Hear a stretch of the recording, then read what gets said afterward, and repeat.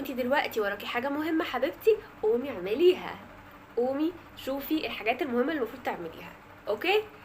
الناس اللي انت بتفكري فيهم فاكره ان هم واخدينك اللي هو واخدين منك موقف وكذا، هم اصلا مش بيفكروا فيكي وعندهم حياه يشغلوا نفسهم بيها.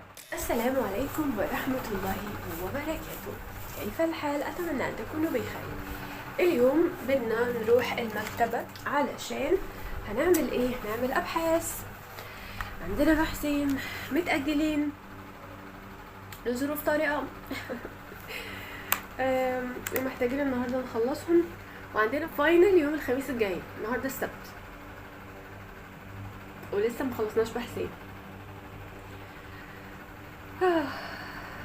لنا الله باذن الله. يعني دلوقتي المفروض ان انا هشرب القهوه بتاعتي واروح اقابل ايه عشان نخلص الشغل اللي علينا. احتمال اصور واحتمال مش عارفه هعرف ولا لا، بس اتمنى اعرف يعني عشان بحب اوثق الاشياء دي.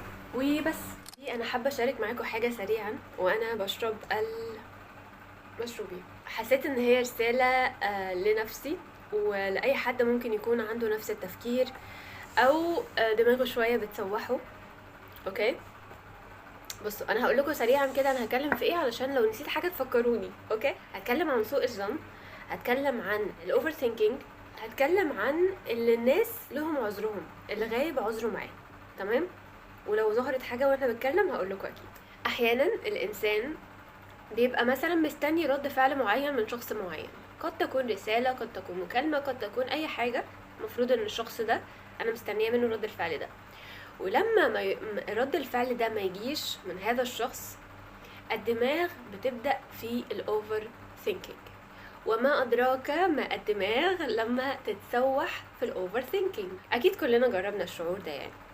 فالفكرة إنه أثناء التفكير ده بيغيب عن بالنا الاحتمالات الواردة لعذر الشخص ده إنه مردش أو مداش رد الفعل ده، وبتيجي في بالنا كل الأفكار السلبية، ان هو الانسان ده واخد منك موقف، ان الانسان ده تجاهل الرسالة او تجاهل ان هو يرد عليك، او اي حاجة من الحاجات السيئة. فبتكتشف بعد مدة صغيرة لو كنت شاطر او كنتي شاطرة ومسكتي نفسك وما اديتيش اي رد فعل بناء على هذا التفكير اللي ليس له اساس من الصحة، لو مسكتي نفسك وسبتي الامور تثبتلك، هتلاقي ان الشخص ده رد عليكي في وقت معين او اداكي رد الفعل او اعتذر لك او ايا كان بعد فترة، وجي يوضح لك هو ليه ما ردش بسرعة. فبالتالي انتي بتكتشفي ان كل التفكير اللي كان في بالك فعلا ليس له اساس من الصحة، وبتكتشفي انه الغايب عذره معاه، انه فعلا كل الناس عندها ما يشغلها في حياتها. مش كل حاجة انتي تعرفيها عن الشخص التاني. مهما كنتي متوقعة او عارفة يومه بيمشي ازاي، عمرك ما هتعرفي تتوقعي الظروف اللي ممكن تحصل له، زي ما انتي بالظبط مش هتعرفي الظروف اللي ممكن تحصل لك.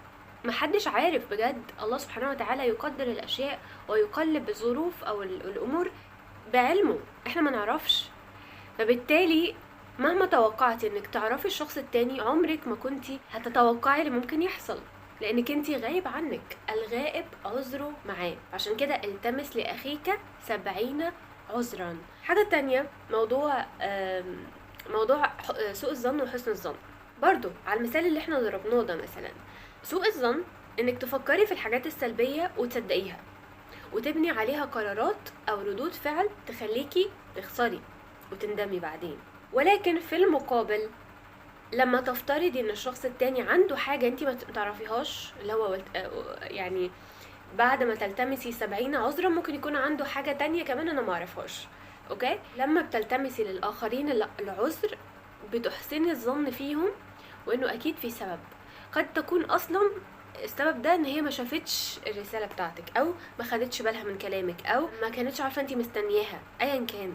فسوء الظن لتوقعاتنا عن الآخرين وسوء الظن لفهمنا لكلام الآخرين بيودينا في أماكن سيئة جدا في التعامل مع الآخرين، بيخلينا إحنا نصدق سيناريوهات مش حقيقية، وبالتالي يعني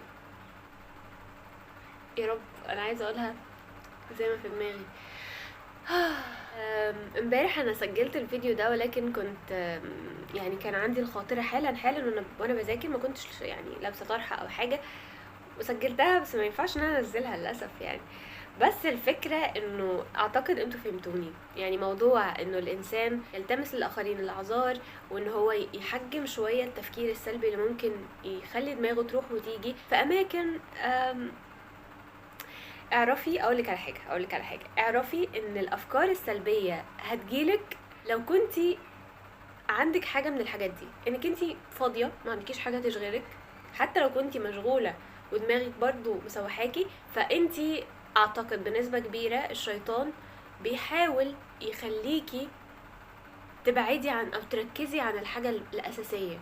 تمام، على حسب قوتك، هل انت هتسمحي للشيطان انه يعمل الحاجة دي ولا لا، وهتستسلمي ليه وهتفكري في الافكار دي وهتسيبي الحاجات الاساسية ولا لا.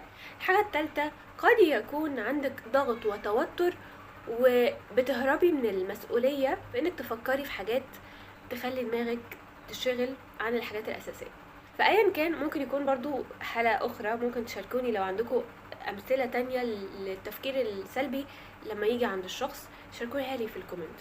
فالفكرة بس ان انا كنت حابة اشارك معاكم الافكار دي، عشان فعلا لو انتي دلوقتي وراكي حاجة مهمة حبيبتي، قومي اعمليها، قومي شوفي الحاجات المهمة اللي المفروض تعمليها. اوكي، الناس اللي انتي بتفكري فيهم فاكرة ان هم واخدينك اللي هو واخدين منك موقف وكذا، هم اصلا مش بيفكروا فيكي وعندهم حياة يشغلوا نفسهم بيها، فاشغلي نفسك بحياتك، هي الاولى ليكي. تمام، دي خلاصة الفيديو النهاردة. انا كده مش عارفة اذا كنت هكمل فلوج ولا لا، علشان الفيديو ممكن يطول مني. بتمنى لكم يوم سعيد ان شاء الله، ويا رب تكون كل ايامكم راحة بال وتفكير ايجابي وتفاؤل وتيسير وبركة ان شاء الله.